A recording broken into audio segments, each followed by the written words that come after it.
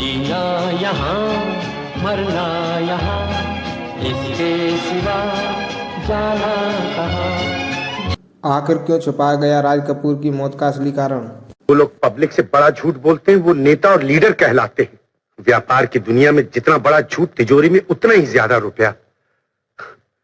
मैं तो इस बड़े झूठ के मैदान का एक बहुत छोटा सा खिलाड़ी हूं साहब।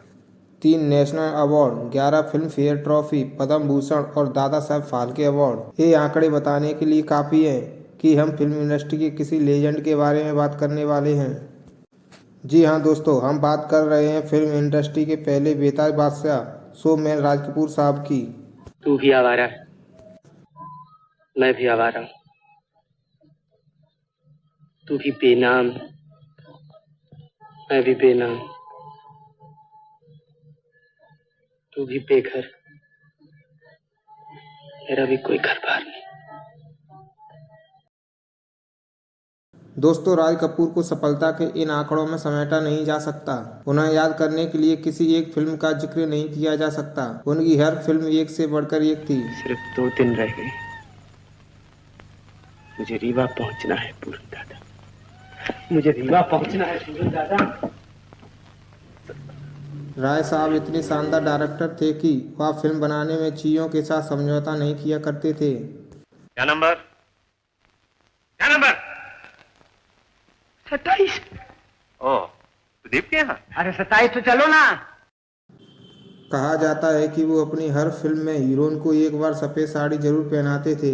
इसके पीछे का कारण सुनकर आप जरूर चौंक जाएंगे। इसका कारण हम आपको इस वीडियो में जरूर बताएंगे। इसके अलावा आज के इस वीडियो में हम आपको बताएंगे कि कैसे शादीशुदा होते हुए राय साहब को कैसे उस वक्त में हुसैन की मलिका नरगिस से बेहद प्यार हो गया था। आपके पास छुट्टे दुआने हैं जी? छुट्टे दुआने? छुट्टे दुआन?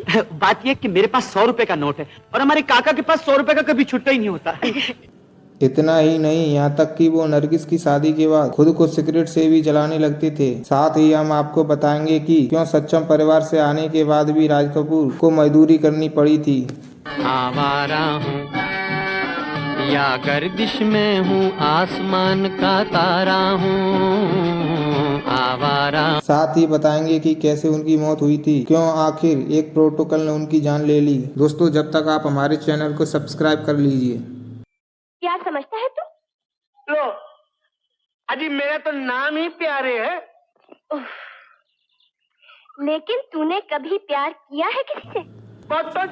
खूबसूरती को परखने के लिए खूबसूरत नजरिए की जरूरत होती है और हिंदी फिल्म सिनेमा में ये नजरिया जिसके पास था वो भले ही इस दुनिया में ना हो, लेकिन उनकी यादें हर हिंदुस्तानी के दिल में आज भी बसती हैं। जी हाँ दोस्तों, हम बात कर रहे हैं the greatest showman Raj Kapoor की।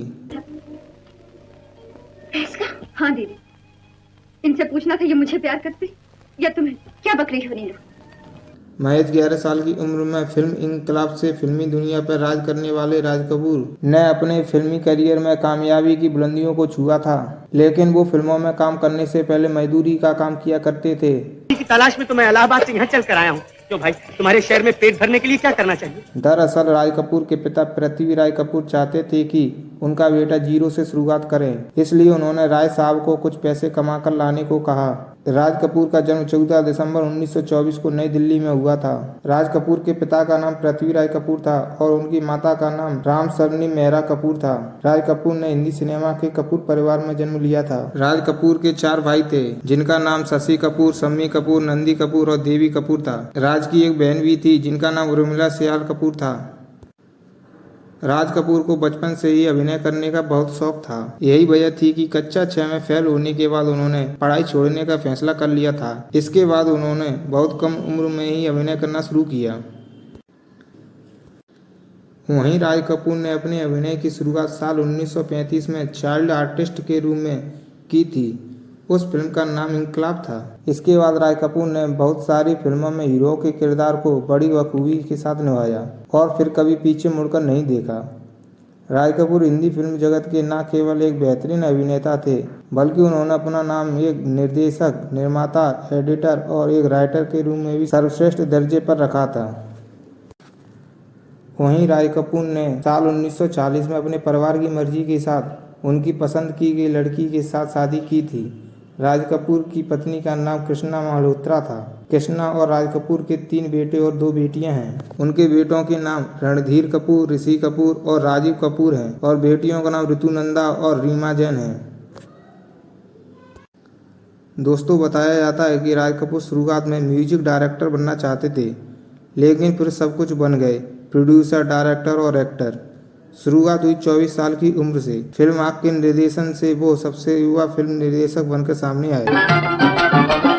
उस पार किसी से 1948 में उन्होंने आर्क स्टूडियो के नाम से एक फिल्मी स्टूडियो बनाया। इस स्टूडियो की पहली हिट फिल्म थी बरसात। इस फिल्म में उनका और नरगिस का एक सीन इतना पसंद किया गया कि वही सीन आर्क के फिल्म का लोगो भी बना। जिस तरह तुम इस वायरल की तरह मेरे हाथ में आ गई,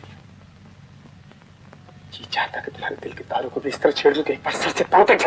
राज कपूर का असली नाम रणवीर था, जो कि अब उनके पोते का नाम है। उस दौर में किसी के लिए भी अंतर्राष्ट्रीय स्तर पर प्रसिद्धि पाना मुश्किल था, लेकिन राज कपूर उस वक्त भी सिर्फ भारत ही नहीं बल्कि पूरी दुनिया भर में मशहूर थे। वो रूस, अफ्रीका, मिडिल ईस्ट, चाइना और तुर्की तक पहचाने जाते थे। क्यों भाइयों, झूठ कहता हूँ?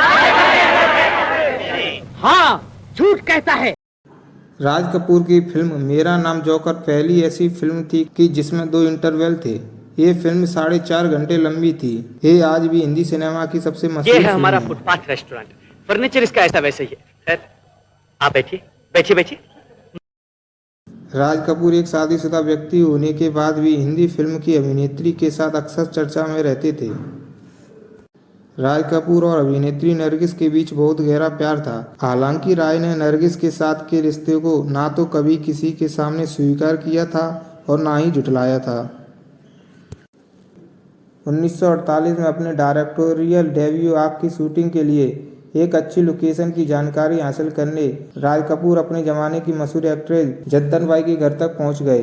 वहां उनकी मुलाकात जद्दन बाई की बेटी नरगिस से हुई, जो जल्दबाजी में अपने माथे पर लगे बेसर को मिटाना ही भूल गई थी। राज कपूर उस लड़की की खूबसूरती और सादगी से इतना इम्प्रेस हुए कि उन्होंने फिल्म के राइटर को इस तरह का सीन फिल्म में शामिल करने को कहा। बस वहीं से शुरू हुई राज कपूर के on screen end of screen romance की शुरुआत। अभिनेता राज कपूर और नरगिस ने आवारा, श्री 420 और बरसात जैसी करीब 16 फिल्मों में काम किया। इतना ही नहीं, राज कपूर के साथ नरगिस भी उन्हें चाहने लगी थी।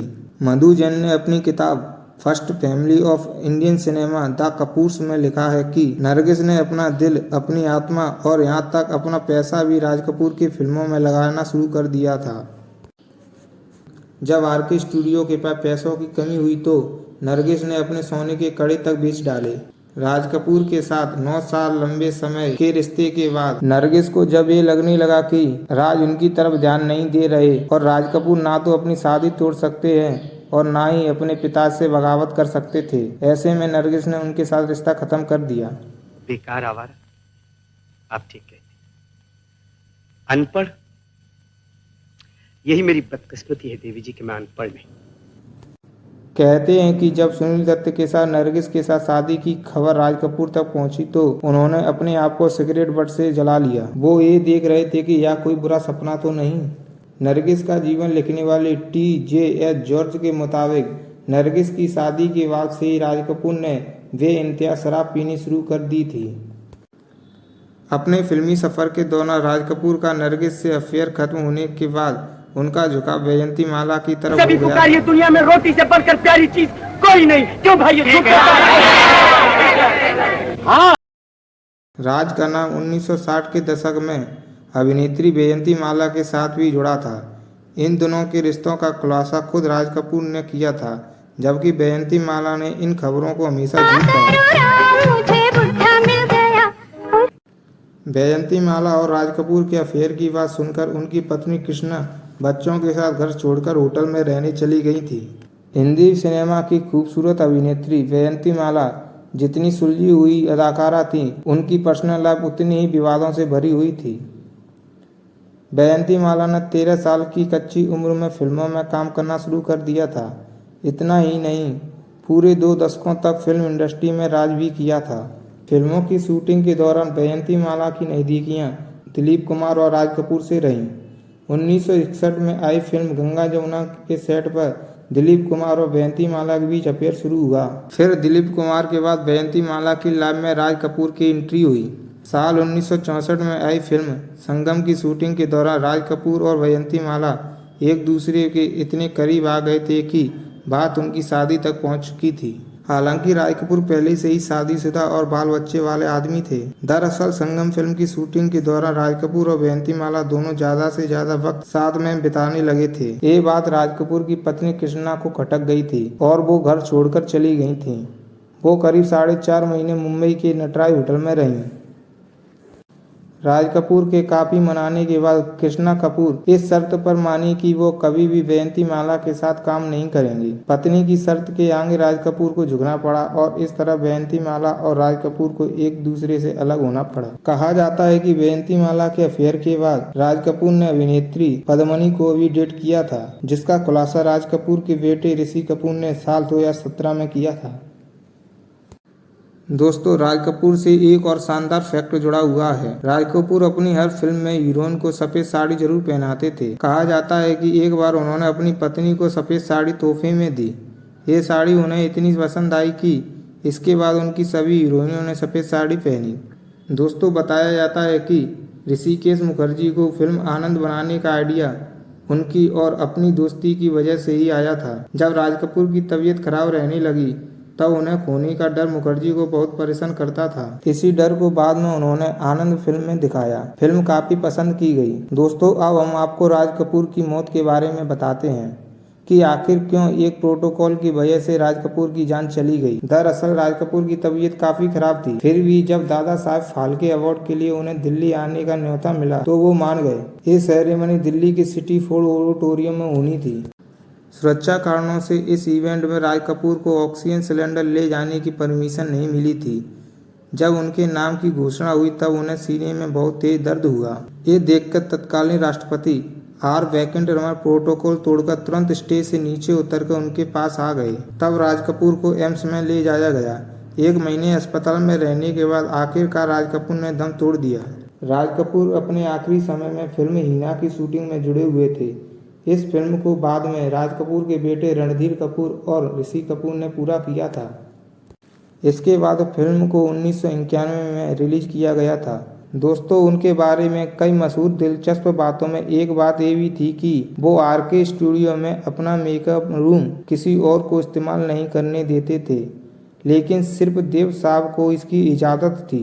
दोस्तों, हमारा ये वीडियो कैसा लगा हमें कमेंट बॉक्स में ज़रूर बताएं। धन्यवाद।